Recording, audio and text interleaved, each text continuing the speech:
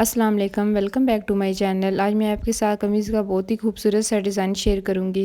ये लाइट से कलर में मैंने प्लेन सूट लिया है और इसका डिज़ाइन बनाया है। ये जो साइज़ मैंने बनाया है ये स्टैंडर्ड साइज़ है।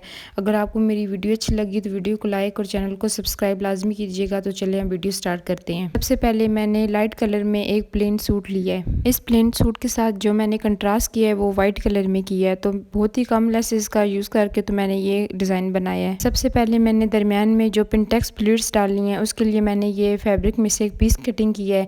इसकी जो विड्थ है वो 15 इंच है और जो इस पीस की लेंथ है वो 44 इंच है।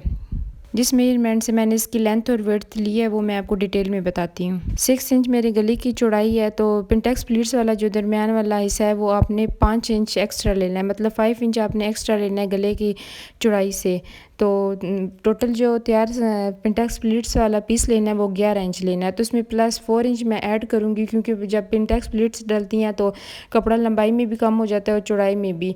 तो 15 इंच मैंने लिया है। तो जब मैं पिंटेक्स प्लीट्स डालूँगी तो उसके बाद इसकी जो चौड़ाई है वो मैं 11 इंच पूरी कर लूँगी। जो लेंथ है, लेंथ में भी मैंने कपड़ा इसमें एक्स्ट्रा लिया है। तो जो तैयार साइज़ है वो 36 इंच है इसकी जो लेंथ है। तो इसमें मैंने 8 इंच एक्स्ट्रा ऐड किया है, क्योंकि लंबाई में भी कपड़ा कम हो जाता है पिंटेक्स प्लीट्स डालने के बाद। ये तमाम फार्मूला मैंने आपको डिटेल में बता दिया है, तो उम्मीद है आपको इसको समझने में आसानी होगी। तो अब इसके बाद आप पिंटेक्स प्लीट्स डालनी है, तिरछी है, तो एक लाइन आपने लगानी है। उसके बाद आपने 3 इंच के फासले पे एक और इस तरह से लाइन ड्रा करनी है। इन पिंटेक्स प्लीट्स का जो फासला है वो ध्यान रहे बराबर ही होना चाहिए, कम या ज़्यादा नहीं होना चाहिए। तो इस तरह आप निशान लगा कर तो लाइनें लगाइएगा, ताकि जो इनका दरमियानी फासला है वो बराबर ही रहे, कम या ज़्यादा ना हो, क्योंकि ये सामने नज़र आती हैं तो फिर अगर कम या ज़्यादा हुई तो वो बहुत बुरी लगेंगी। तो इस तरीके से आपने कपड़े को फ़ोल्ड करना है और किनारे किनारे पे सिलाइयाँ लगाते जाना है।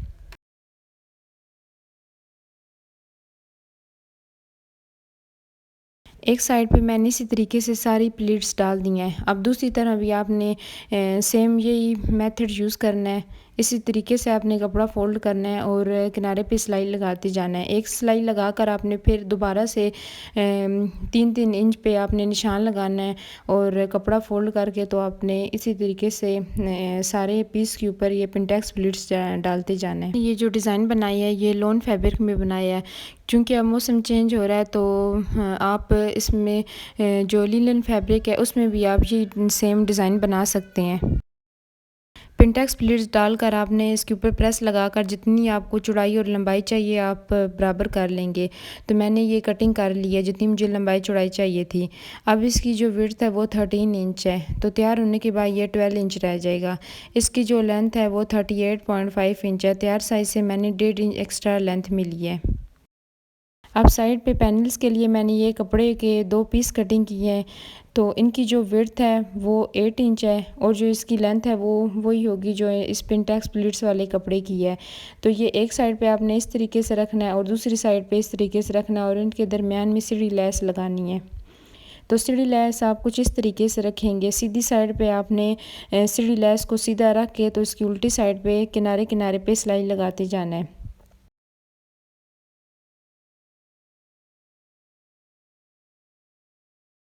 एक साइड पे मैंने सीढ़ी लेस लगा दी है। अब जो साइड वाले पैनल्स हैं उन पे इस तरीके से सीढ़ी लेस को सीधा रखना है सीधी साइड पे, तो किनारे किनारे पे आपने सिलाई लगानी है। याद रहे जो आप अंदर कपड़ा एक्स्ट्रा छोड़ी हैं वो हाफ़ इंच ही होना चाहिए, हाफ़ इंच से कम नहीं होना चाहिए। तो अब सारे कपड़े को एक साइड पे करके तो आपने किनारे किनारे पे सिलाई लगा लगा देनी है। मैंने दोनों पैनल सीढ़ी लेस के साथ अटैच कर दिए हैं। अब इनकी जो टोटल विड्थ है वो 24 इंच है और जो इसकी लेंथ है वो वही होगी। तो सेम साइज़ में मैंने ये बैक पार्ट भी कटिंग की है। तो बैक जो है हिस्सा है वो बिल्कुल सिंपल है, इस पे मैंने कोई डिज़ाइनिंग नहीं की। तो इस तरीके से आपने फ़ोल्ड करना है, नीचे बैक पार्ट को रखना है, ऊपर फ्रंट पार्ट को रख के तो ऊपर से पहले कपड़ा आपने सीधा करना है और उसके बाद क्रॉस पैक का निशान लगाना है 7.5 इंच पे। तो हाफ़ इंच ज़्यादा आर्म होल होगा, तो आर्म होल की जो आप आपने लाइन लगानी है वो 8 इंच पे लगानी है। लगाकर तो आपने एक और इस तरीके से लाइन ड्रा करनी है। यहाँ से आपने बहुत ध्यान से ये फार्मूला देखना है। चेस्ट से कमर तक का जो फासला हमेशा होता है स्टैंडर्ड साइज का वो 6.5 इंच होता है और चेस्ट से जो हिप तक का फासला होता है वो हमेशा 12.5 इंच होता है। तो इस तरीके से गले का निशान लगाकर पहले आपने इसकी रेब की शेप देनी है और उसके बाद आप चेस्ट का निशान लगाना है।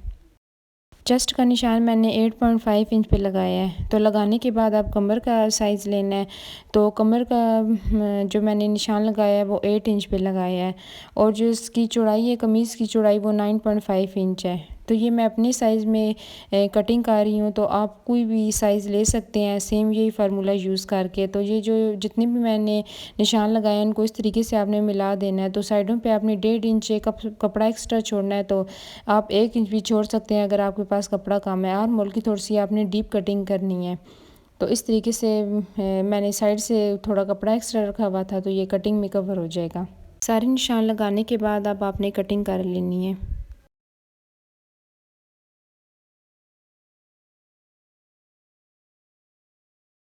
आर्म होल की आपने थोड़ी सी डीप कटिंग करनी है ताकि पहनने के बाद बाजू में आगे से झोल ना आए और बैक पार्ट पे भी आपने सेम इसी तरीके से ये सारे निशान लगाने हैं ताकि सिलाई के दौरान आपको कोई मुश्किल ना हो।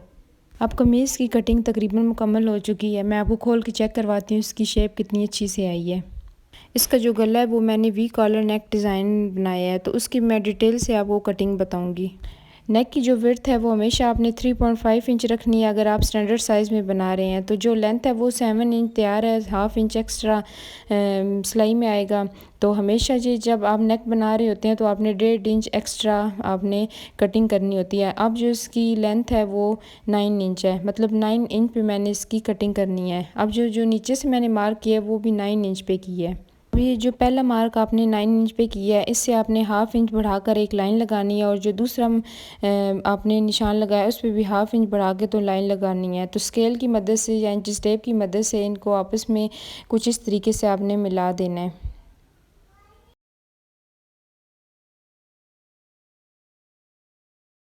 तो नीचे से आपने इस तरीके से तिरछा निशान लगाना है क्योंकि पट्टी लगाने के बाद जो फिनिशिंग होती है वो बहुत अच्छे से आती है और जो गला है वो बहुत नीट सा बनता है। तो इस तरीके से मैंने जो कटिंग है वो सारी इसकी कर ली है। गले को मज़ीद सफाई से बनाने के लिए मैंने बुकरम का ये छोटा सा पीस कटिंग किया है। इसको इस तरीके से रख के तो आपने ऊपर से प्रेस लगा लेनी है।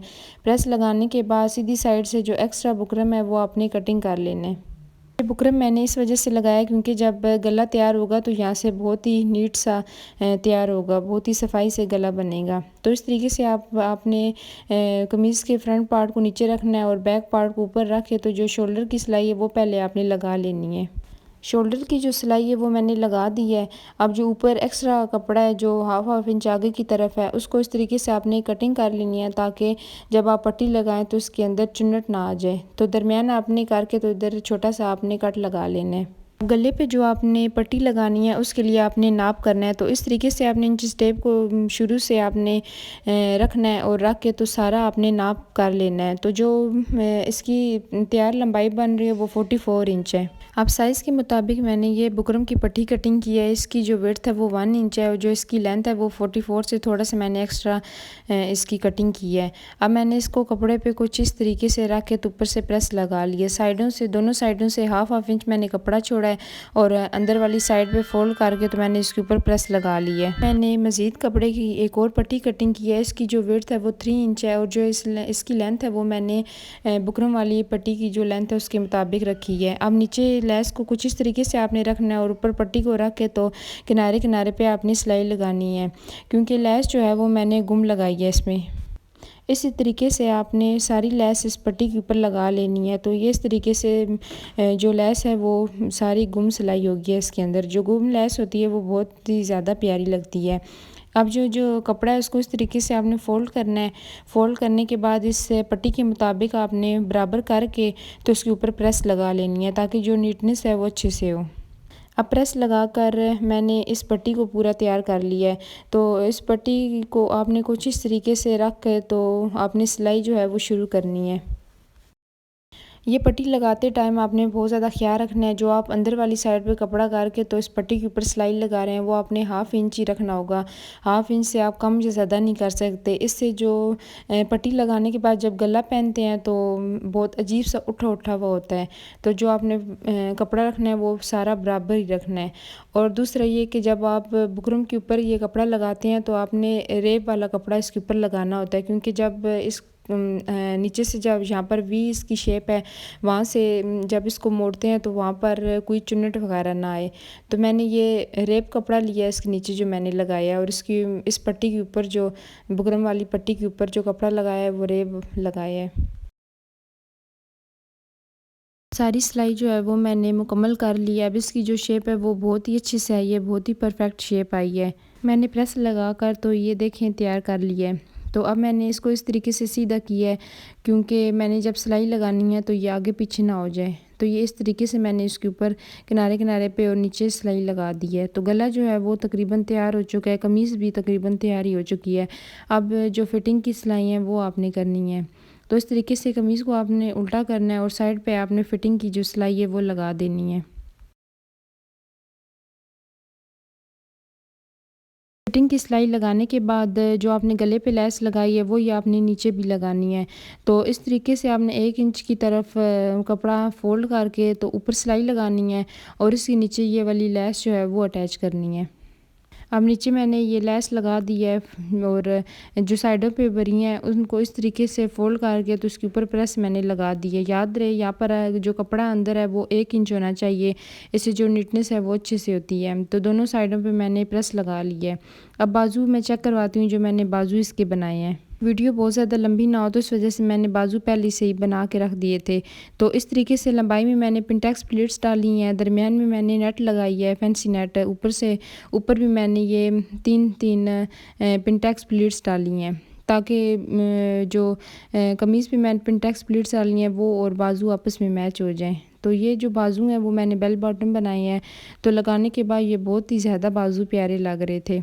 अब बाजू के साथ अटैच करने हैं, तो कमीज़ को आपने इस तरीके से सीधा करना है और बाजू को फ़ोल्ड करना है और ऊपर जो कंधे की सिलाई है, जो ऊपर बाजू की चौड़ाई है वो आपने रख के तो आपने सिलाई लगानी है। तो इस तरीके से बाजू को पहले दरमियान में करेंगे और ऊपर से इस तरीके से रख के तो निशान लगा देंगे। निशान लगाने के बाद आप बेल बॉटम बाजू की शेप को ध्यान में रखते हुए तो सिलाई लगा देनी है। तो अब साइडों से मैंने जो बरियाँ थी वो भी फ़ोल्ड कर दी हैं, सिलाई लगा दी है। एक बाजू मैंने अटैच कर दिया है, दूसरे दूसरे बाजू पे मैंने सिलाई लगा दी है। अब इस तरीके से एक बाजू को आपने सीधा करना है और जो कमीज़ है उसको आपने उल्टा करके तो बाजू आपने गोलाई में लगाने हैं। तो यहाँ पर आप दूसरे तरीके से भी लगा सकते हैं, लेकिन जो गोलाई में बाजू लगाए गए होते हैं उस उनकी जो कमीज़ की फ़िटिंग होती है वो बहुत ही अच्छे से आती है। तो मैं हमेशा जो बड़ों के कपड़े होते हैं उन पे गोलाई में बाजू लगाती हूँ। तो इस तरीके से आपने रखना है, रख के तो गोलाई में सिलाई लगा देनी है। ये हमारी कमीज़ की फ़ाइनल लुक है। मुझे ये कलर बहुत ज़्यादा पसंद था तो मैंने इस वजह से ये लाइट कलर लिया। आप डार्क कलर में भी ये डिज़ाइन बना सकते हैं, बहुत ही खूबसूरत लगेगा। इस पे जो मैंने वी कॉलर नेक डिज़ाइन बनाई है, ये पहनने के बाद बहुत ही परफेक्ट इसकी शेप आ रही थी, बहुत ही खूबसूरत आ रही थी। इसका जो ट्राउज़र मैंने बनाया उसकी वीडियो भी मैं अपलोड कर दूँगी। तो उम्मीद है आपको मेरी वीडियो अच्छी लगी होगी। अगर वीडियो अच्छी लगी तो वीडियो को लाइक और चैनल को सब्सक्राइब लाज़मी कीजिएगा। मिलते हैं नेक्स्ट वीडियो में, तब तक के लिए अल्लाह हाफ़िज़।